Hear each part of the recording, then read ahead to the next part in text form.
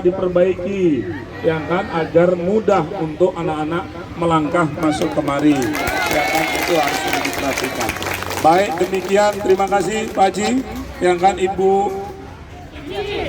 Bu Kiki, Ibu Budia, komite ya, dan ibu-ibu semuanya, salam untuk Bapak di rumah, sampaikan insya Allah, Bapak kerja ya, Bapak kalau sudah sampai rumah nanti sampaikan salam dari saya, ya kan, insya Allah kita DPRD akan memperhatikan anak-anak ibu biar sekolahnya layak. Tapi sesungguhnya kalau ini ibu mungkin kalau barangkali diberikan pilihan lebih bagus ini dibangun lebih bagus lagi ya, itu lebih bagus lagi ya ketimbang harus pindah, bener nggak? Dengan pihak orang tua, dengan dinas pendidikan belum ada satu pembicaraan yang mengarah untuk bagaimana mencari sebuah formula yang musyawarahnya seperti apa. Hari ini tidak pernah.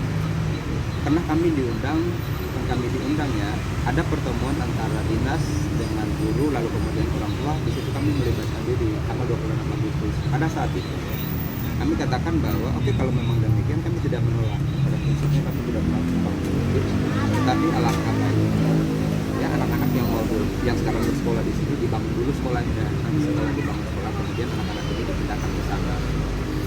Dan harus diketahui juga bahwa ini sekolah yang di SDN Pondok Cina 1 ini ada 12 kelas, 12 ronde. Nah, rencananya mereka mau diregrouping ke sekolah yang notabene di sana cuma 6 kelas. Pada akhirnya karena memang rencana dipaksakan itu, mau tidak mau yang 12 kelas itu kan dipecah. Yang kelas 1, 2, dan 6 di SDN Pondok Cina 5, yang kelas 3, 4, 5 di SDN Pondok Cina 6. Dan yang menjadi catatan penting bahwa sekolah itu sebenarnya sudah tidak boleh lagi ada double shift, masih pagi dan masih siang. Nah, itu dilakukan oleh mereka. Ada surat menyurat dengan kami dengan salah satu orang tua lalu kemudian kemudian tidak boleh ada lagi double shift. Kemudian kalau memang mau diregrouping, jawaban mereka dari Disdik ke kementerian bahwa iya digabungkan ke satu sekolah. Faktanya ada surat edaran yang disampaikan bahwa itu dibagi dalam 2 sekolah. Orang tua siswa sendiri seluruhnya sudah mengetahui bahwa pembelajaran dilakukan secara PDR. Iya, jadi lagi-lagi saya bisa sampaikan bahwa ini kan soal pendidikan itu adalah hak ya buat anak-anak. Itu satu. Kemudian soal kebijakan itu kan tidak ujuk-ujuk muncul dari seorang kepala sekolah yang notabene adalah DRT. Paling tidaknya kan rujukannya apa?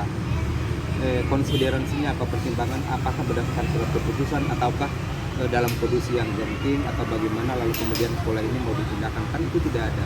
Kami yang dapat surat itu hanya surat edaran begitu saja. Karena dengan demikian makanya kami sampaikan bahwa ya jangan dulu dipindahkan. Kami memang tidak menolak dibangunnya masjid, hanya mekanisme saja lebih terukur dan menurut perundang-undangan yang berlaku. Karena 90% ibu-ibu sini, mohon maaf, pengetahuan hukumnya kan kurang. Jadi jangan sampai ibu-ibu ini kekurangannya dimanfaatkan oleh pihak-pihak lain. Kehadiran Bang Babai untuk mengetahui lebih jauh, apalagi di bidang pendidikan, mudah-mudahan ibu-ibu mendapat knowledge yang lebih baik daripada yang sebelum-sebelumnya. Terima kasih. Dan satu hal, kalau tidak salah, SDN Pondok Cina 1 ini belum memenuhi syarat untuk dijadikan regrouping. Karena salah satu syarat regrouping adalah siswa harus kurang dari 120 siswa menurut Undang-Undang Pemdikbud nomor 36 2014. Dan yang terakhir, regrouping terjadi jika sekolah ini tidak ada kegiatan belajar mengajar, baru diadakan regrouping. Ini ucuk-ucuk, totonya muncul surat BDR yang BDR kita hanya tahu di saat pandemi COVID, dan kita tahu bahwa itu tidak mungkin diterapkan di tempat lain, dan yang mengeluarkan BDR itu biasanya Satgas, ini Disdik. Saya juga aneh. Dan yang terakhir, pembicaraan tentang Pondok Cina 5 dan Pondok Cina 3 itu hanya satu kali terjadi, yaitu 26 Agustus. itu ada notulen tanggal 21 Oktober, kalau Bapak nanti saya kasih hard copy-nya, itu kami sebagai orang tua tidak pernah diajak. Mereka mungkin berkilah ada komite sekolah yang namanya Pak Karyono. Kami, ya Pak Ayah Hurwet mungkin tidak mengakui adanya komite sekolah itu. Kenapa? Komite sekolah itu anaknya tidak ada di sini, Bapak.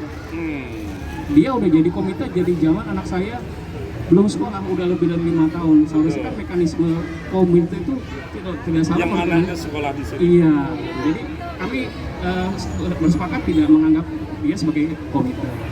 Atas dasar itulah kami tidak pernah diajak bicara lagi setelah tanggal 24 Agustus hingga tiba-tiba tanggal 3 November keluar surat pemberitahuan dari seorang PLT memberitahukan kalau akan terjadi BDR dan pemindahan siswa ke 2 SD yang berbeda.